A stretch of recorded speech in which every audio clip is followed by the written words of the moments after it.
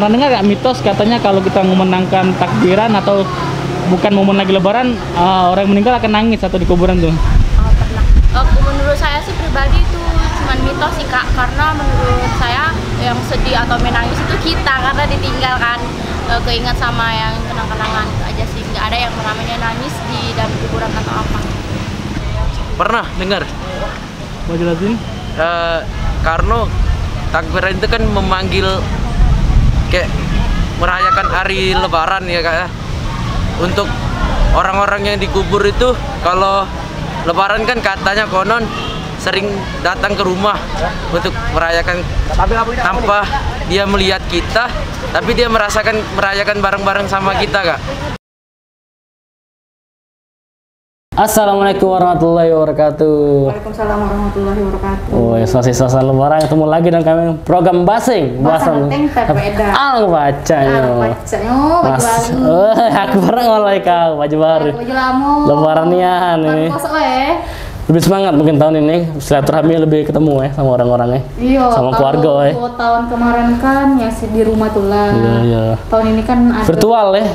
Iya, yang ini nih lah, ada yang ke Palembang kan, ada yang balik ke rusun. Bisa tatap muka ya. Iya. Dari suasana lebaran ini ada mitosnya tuh kan, setelah lebaran atau sudah lebaran katanya masih tidak boleh atau boleh takbiran. Oh iya, aku dengar itu juga, aku ada yang sebelum kita lebaran. Terus sebelum mulai ya takbirannya? Ya budak-budak kecil. Mungkin gini ya, apa euforia atau semangat ya lebaran tadi ya. Saking ke excitednya kan. Padahal lantunan apa? Takbir itu juga ada zikirnya kan, Allah Akbar itu. Sedih kalau dengar takbiran itu. Sama kayak kaitannya kita waktu mitos pernah bahas yang orang meninggal, pernah dengar ini. Tahun pertama. Mungkin dapat bapak lagi kan lebaran. Ya, mungkin itu sedihnya. Jadi kita tahun kemarin ketemu keluarga yang kata kita tuh kematian tuh itu cek tebak ya. Bisa kita tahun depan ketemu dengan Ramadan lagi. Benar sih, sedih itu. Sekarang sedih juga ninggalin Ramadan kan.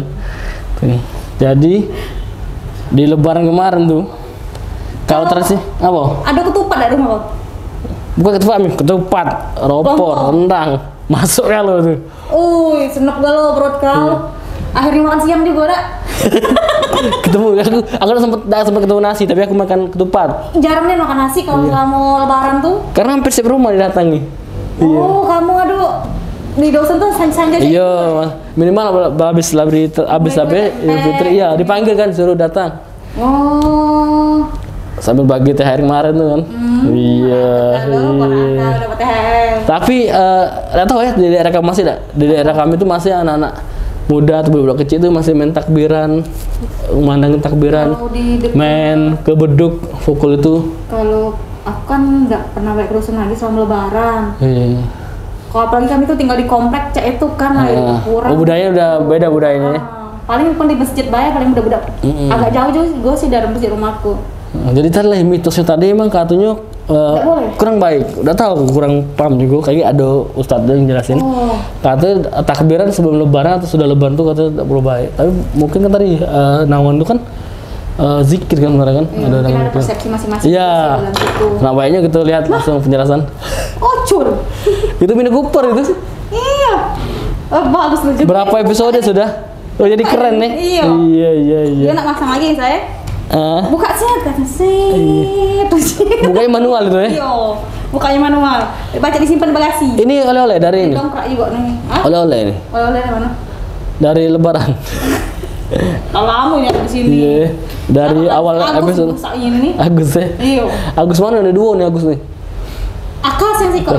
Belum ya? Lah ketemu mereka belum bisa terami ya? Belum. Iya. Itu udah ke rumah aku cek. Ini lah singgahnya. Iya. Mungkin belum sempat. Iya, kita dengar jelasan dari Ustadz. Inilah penjelasannya. Jadi memang terkadang kita dengar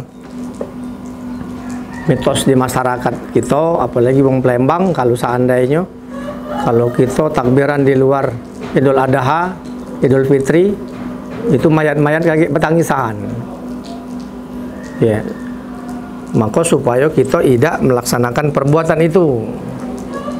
Jibak emak kita dulu kan, agar supaya kita jangan melakukan perbuatan tersebut. Artinya jangan kaget yang di dalam kuburan itu nangis. Nah, memang mitos-mitos yang seperti ini, cerita-cerita dari rakyat yang memang kalau kita cari sumbernya maka kita tidak akan pernah mendapatkan sumbernya tersebut. Ya, kita coba cari di hadis-hadis Nabi Shallallahu Alaihi Wasallam tentang yang seperti ini, ya kita tidak akan mendapatkannya. Artinya mitos yang seperti ini, meskipun seandainya pun itu ada, ya mungkin itu dibuat-buat dengan hadis-hadis yang palsu, yang tujuannya adalah untuk supaya tidak melakukan perbuatan tersebut, ya. Akan tetapi dengan membuat hadis-hadis palsu tersebut justru menjatuhkan seseorang kepada hal yang lebih parah lagi, yaitu membuat ucapan-ucapan yang Nabi Shallallahu Alaihi Wasallam tidak mengucapkannya. Ini adalah termasuk dosa yang besar, ya. Membuat hadis-hadis palsu, membuat kisah-kisah, membuat mitos-mitos, meskipun tujuannya adalah untuk supaya orang menjauhkan perbuatan dari maksiat atau untuk memotivasi seseorang untuk beribadah. Akan tapi dia membuat hadis palsu. Mungkin kategori mitos tadi yang telah tersebar di masyarakat itu bagian daripada hadis-hadis palsu yang dibuat oleh orang-orang yang punya tujuan doiko tadi, ya. Jadi perlu diketahui, ya, ucapan Allahu Akbar, Allahu Akbar, Allahu Akbar, La ilaha illallah, wallahu akbar, ya, Allahu akbar walillahil hamd. Itu kan ada Allahu akbar, La ilaha illallah, Allahu akbar, walillahil hamd. Nah, ini ucapan takbirnya seperti ini, kata para ulama itu bagian masuk, ya, masuk kepada, ya, zikir yang bersifat umum, ya. Sebagaimana zikir lainnya seperti tasbih. Jadi Allahu akbar, Allahu akbar, La ilaha illallah. Nah, itu Allahu akbar ini merupakan zikir yang dia bersifat umum.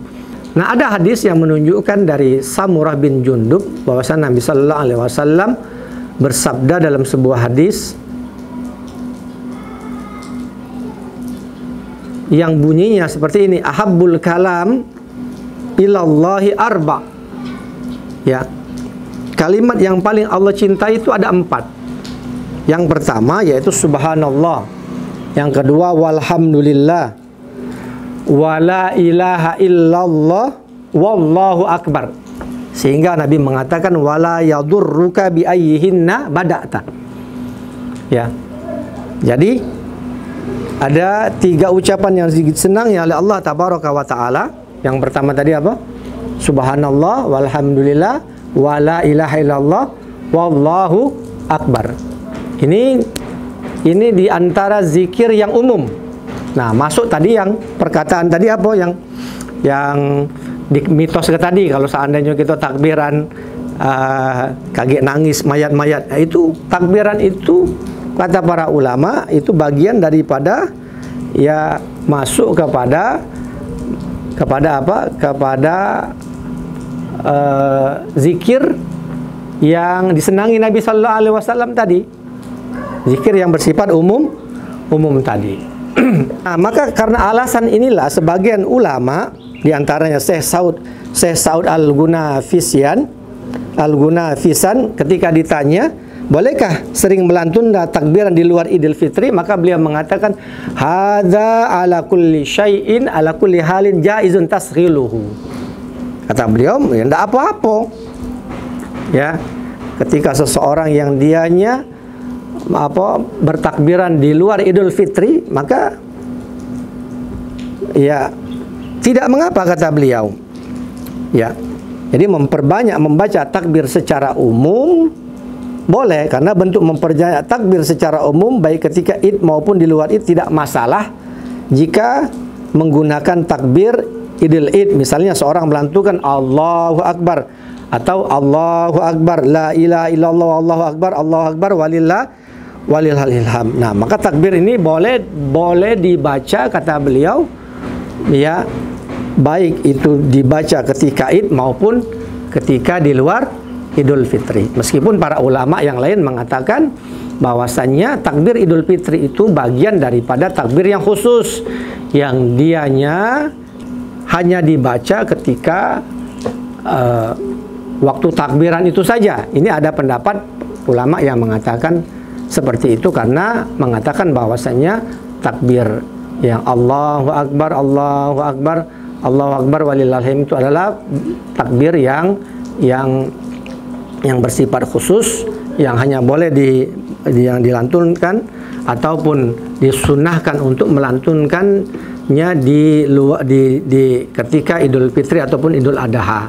Adapun untuk di luar itu ya ada mereka masih juga tak memperbolehkan, sebagaimana yang dibawakan oleh Syekh yang disebutkan di atas tadi, yaitu Syekh Saud Al-Hunafisan. Beliau memperbolehkan kita untuk bertakbir di luar Idul Fitri dan Idul Adha dengan takbir-takbir yang biasa kita lantunkan ketika melaksanakan Idul Fitri dan Idul Adha. Adapun mitos bahwasanya yang namanya malaikat, yang namanya para ahli kubur menangis dengan terdengar takbir itu, maka ini mitos yang tidak diperbenarkan.